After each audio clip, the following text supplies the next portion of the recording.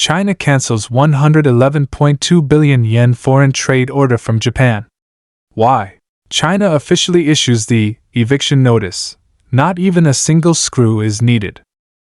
In June 2023, a massive event occurred that completely stunned the global manufacturing circle.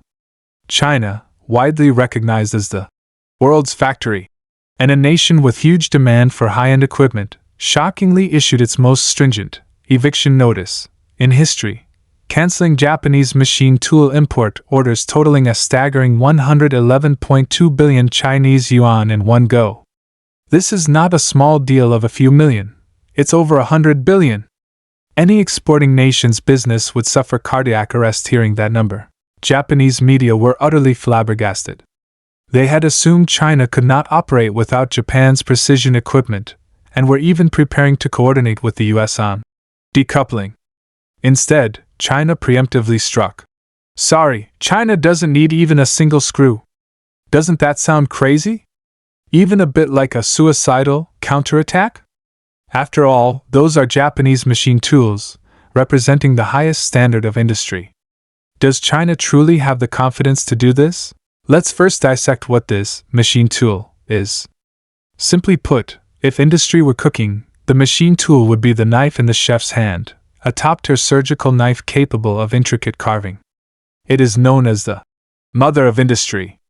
The high-speed rail gears, airplane turbine blades, and even the precision chip slots in your phone are all carved out by machine tools. Previously, China's knife wasn't fast or precise enough, forcing it to spend a fortune buying Japan's branded knives. Japan seized upon this, believing that without them, China's industry would stall. But this mass cancellation directly exposed a fact that has left Japan in despair. China's chefs have begun forging their own knives. What's even more thought-provoking comes next. This cancellation wasn't just about being angry, but about confidence. For a long time, giants like Japan's Yamazaki Mazak didn't just sell machines, they monopolized the standards. It's like they sold the computer but also locked down the operating system. How you use it is up to them. But China is not only achieving domestic substitution in hardware, but is also breaking this black box. Data shows that while the domestic production rate of China's high-end machine tools appears to be only 6%, this 6% is precisely the most crucial, hardest to crack core.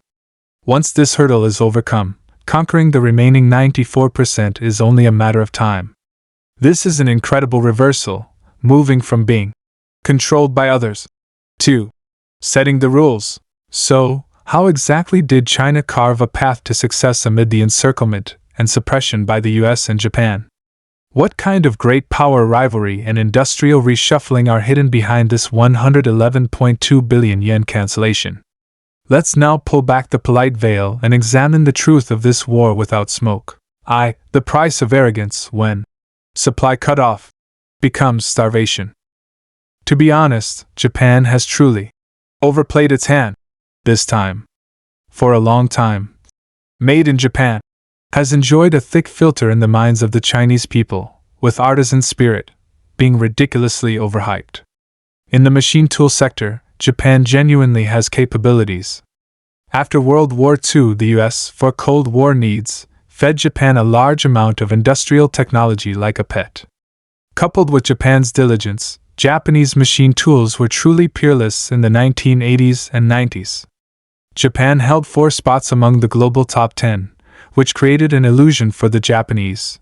China cannot live without me. Thus, when the US brandished the sanction stick, demanding allies blockade China's high-end manufacturing, Japan was more active than anyone. They believed that by strangling the machine tool supply, China's industrial upgrade would stall like an engine starved of oil. But they forgot the most crucial point: the market is the true father of technology. The cancellation of this 111.2 billion yen order is a short-term pain for China, but for the Japanese machine tool industry it's an amputation. Do you know what this means? It means Japanese companies instantly lost the world's largest single market. This piled-up inventory and idle production lines will devour their cash flow like cancer cells. The Japanese media comment, self-destructing through foolishness, is no exaggeration. Look at Europe, which followed the US in sanctioning Russian energy, only to shiver in the cold as industrial costs soared. Japan is now following in Europe's footsteps. They sought to blackmail China with a technological wall, but China simply flipped the table. This counterintuitive plot has already played out countless times in sectors like photovoltaics, tunnel boring machines, and home appliances. Sadly, the Japanese have a poor memory, too, deepening the moat of the mother of industry, from looking up to standing equal. Many people might not understand, isn't it just building a machine? How hard can it be? It is extremely difficult. This thing is called the mother of industry, because it determines the ceiling of your country's industrial manufacturing precision. For example, what level of precision can Japanese machine tools achieve? Micron level. Even nanometer level. That's as fine as splitting a human hair into a few thousand strands. What does this require? Top-tier materials, top-tier control systems, and top-tier assembly processes. For the past few decades, this has truly been China's pain point. China had the market demand but couldn't produce that top-tier equipment. To buy Japan's high-end machine tools, China endured much frustration. Did you know that many imported high-end machine tools are even equipped with GPS positioning and remote lockdown devices? If you move the machine to a location they prohibit, like a military factory, or if you attempt to disassemble it for study, the machine directly locks down and turns into scrap metal. Even for maintenance, Japanese engineers have to fly over, and the Chinese personnel can only watch on the side, needing to serve them well. This isn't buying a machine, it's practically inviting an overlord back. This technological hegemony and parameter barrier act like an invisible wall. Japan participated in drafting all the international standards. They are the rule makers. Companies from other countries who want to catch up must not only break through the technology, but also penetrate the parameter labyrinth they've set. Now, the situation has changed. Data doesn't lie. While the domestic production rate of high-end machine tools is currently only 6%, this 6% is a spark. Enterprises like Shenyang Machine Tool, Qinchuan Machine Tool, and Great Wall Precision have torn open a gap in core areas such as the 5-axis linked CNC machine tools. China no longer blindly believes in Japan's artisan spirit. China has begun to believe in its own engineered dividend. The cancellation of this 111.2 billion yen order is because China discovered that domestic alternatives are not only usable, but excellent, and most importantly, secure. 6% vs 32%, the desperate counterattack behind the data. Some people might look at the data and say, "Oh look, Japan's share of high-end machine tools is 32%, and China's is only 6%. The gap is still huge." Don't be blindly overconfident. People who say this only see the surface, not the substance. This 6% domestic production rate has extremely high value. This is like climbing Mount Everest. China has reached 8,000 meters. While there is still distance to the summit, the vast majority of countries have been left at the foot of the mountain. More crucially, under what circumstances was this 6% achieved?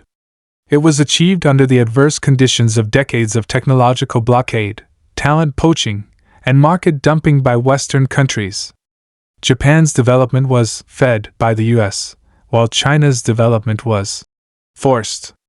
Look at the 2022 data. China's machine tool export value was $20.95 billion, a year-on-year increase of 9%, while imports were falling. What does this signify?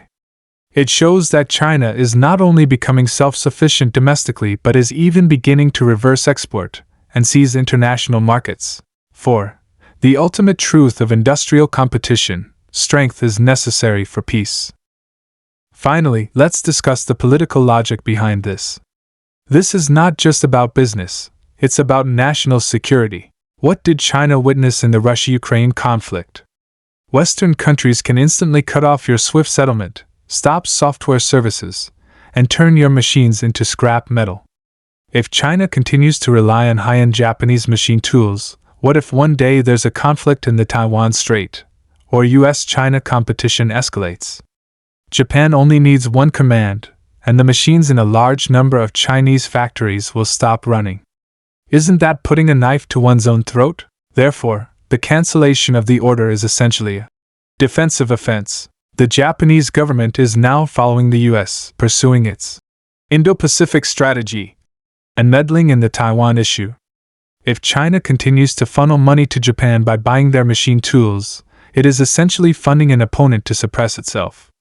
China must understand that only when it grasps core technologies and is no longer reliant on others can it qualify to talk about peace. Peace is not begged for, it is exchanged for with strength. When China's machine tools can manufacture the best fighter jets, warships, and missiles in the world, those who harbor ill intentions toward China will calm down and return to the negotiating table. Supporting domestic machine tools is supporting the diverse development of global technology. If the world has only one standard, the Western standard, that is hegemony. If the world has multiple options, that is true freedom and security. China's development breaks the Western monopoly and effectively offers a second option to global South countries, which is the greatest contribution to world peace. Friends, the 111.2 billion yen cancellation is just the beginning. This is not merely a commercial breach of contract. It is a roar from China's manufacturing sector to the world. It announces the complete end of the era where it's better to buy than to build, and better to rent than to buy. China does not provoke trouble, but it is not afraid of it either. When others want to close the door, China will not only smash it open but also tear down the wall to build an even bigger bridge to the world.